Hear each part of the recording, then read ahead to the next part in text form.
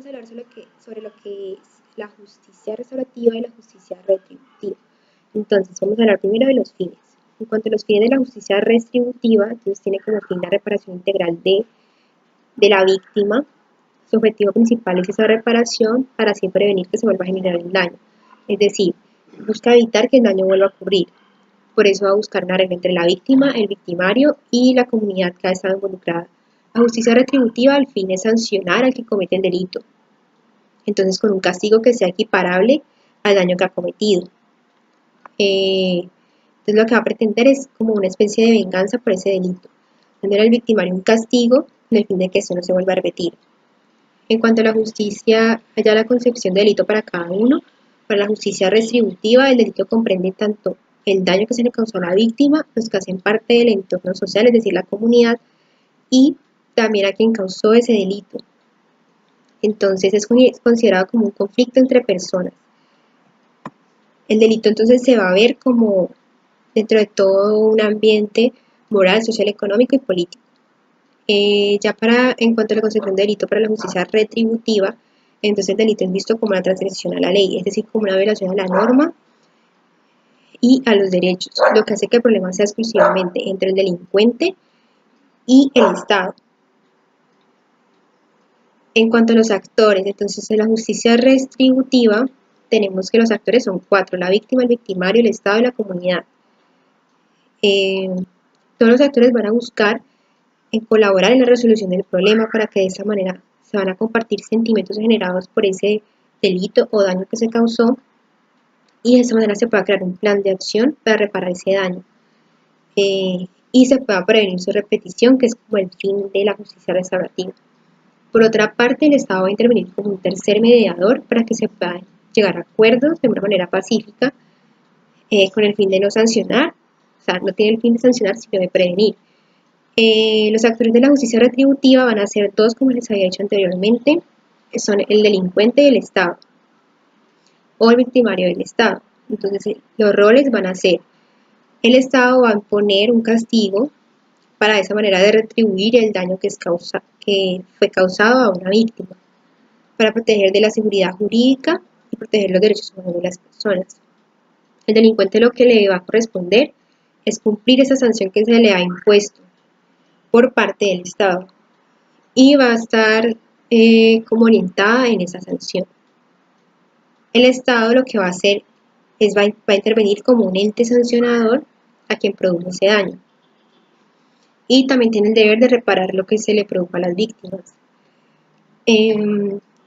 Ya para hablar de cómo se utilizaban esas justicias en otros países, entonces tenemos que la justicia retributiva la podemos ver en Estados Unidos, por ejemplo, donde allá se imponen penas de cadena perpetua a personas, por ejemplo, si matan a alguien, allá se sanciona con la cadena perpetua en algunos estados.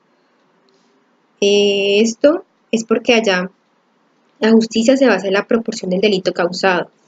Entonces no hay ningún tipo de conciliación y todo es entre el Estado y el victimario.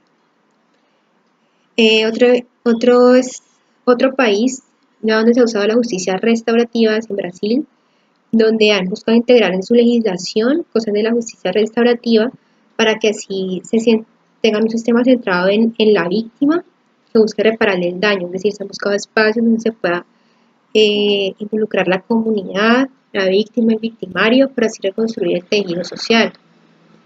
Hay una fundación en Brasil que se encarga de la reconciliación, que es la Fundación Espere. Esta maneja elementos de la justicia restaurativa para darle solución a los conflictos.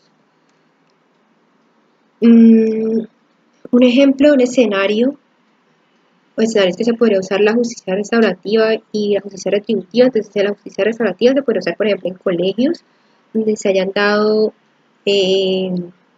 situaciones de bullying. Entonces, que puede haber un espacio donde se puedan sentar las personas que han estado involucradas en ese bullying, las personas que lo hicieron, las que lo tuvieron que padecer, toda la comunidad, para que puedan haber un aprendizaje sobre esto, no sea como un tipo de sanción, sino que sea un tipo de aprendizaje a partir de ese conflicto que se generó. Y un escenario donde se podría usar la justicia retributiva ya serían escenarios donde se generen homicidios, hurto, lesiones personales. donde ya se ejecute una sanción o una pena a esa persona que cometió el daño a la víctima. Y pues que no tengan en cuenta consideraciones subjetivas como si se tienen en cuenta en la justicia restaurativa. Y ya para hablar de ambos tipos de justicia, yo considero que ambos tipos de justicia son importantes, es decir, ambas tienen que coexistir juntas, porque hay ciertos tipos de delitos que no pueden ser tratados solo con justicia restaurativa, también es necesaria la justicia retributiva. Por ejemplo, casos donde hayan homicidios o donde se haya generado violación. Por ejemplo, una mujer víctima de violación necesita que esa persona que le hizo eso pague con una pena, y entonces eso solamente lo puede hacer la justicia retributiva, pero también es importante que se generen espacios de justicia restaurativa porque es la manera en que las personas, las víctimas, los victimarios pueden expresar sus sentimientos y todo lo que está de fondo en ese conflicto, y de esa manera no solamente dejar que el conflicto pase, sino que se pueda aprender ese conflicto para que, como bien es el fin de la justicia restaurativa, se prevenga. Esto es algo que no puede hacer la justicia retributiva porque simplemente se encarga de sancionar, generar penas y ya. En cambio, la justicia restaurativa pretende generar un diálogo entre las personas, la comunidad, la víctima, el victimario, y es una manera de aprender de los problemas. Entonces considero que ambas son muy importantes para nuestra comunidad.